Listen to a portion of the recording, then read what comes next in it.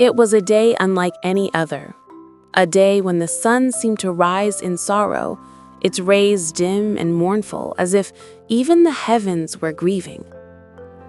Kenya awoke to a blanket of silence, the kind that precedes heartbreak. The air was heavy with disbelief, carrying whispers that felt like daggers to the soul.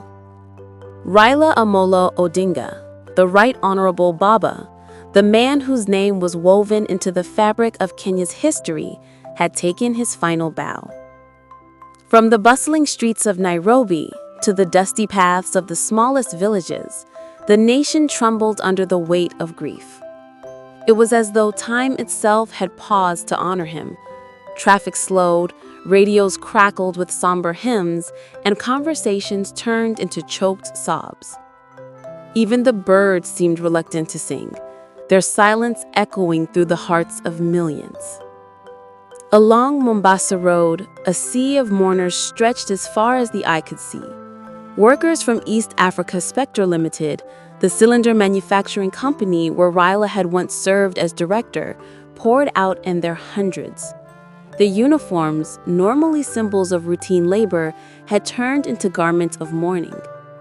They carried his portraits high, their faces streaked with tears and dust, chanting his name like a prayer.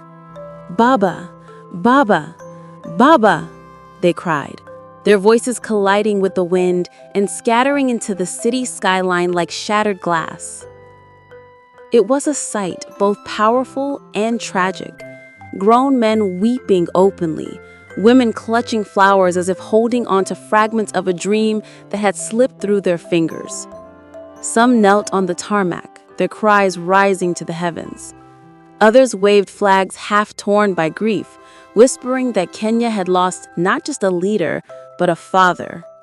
The irony hung thick in the air. Baba, the man who had fought for the people's freedom, had finally found his own in death. The grief-stricken crowd moved like a single organism, heavy and slow, each heartbeat synchronized in pain. Even the buildings seemed to lean in, listening to the echoes of lamentation.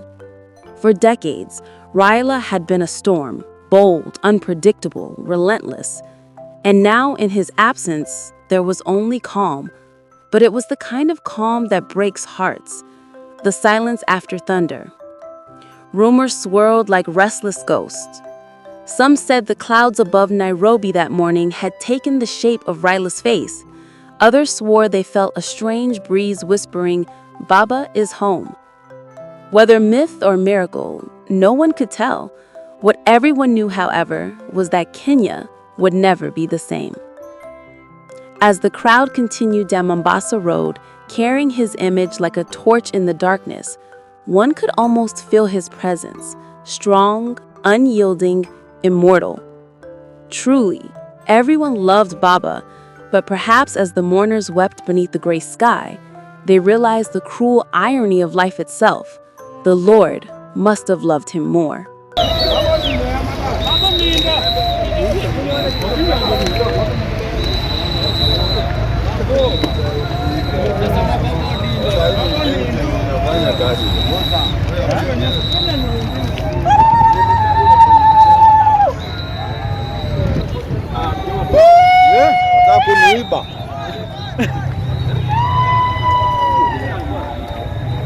Sio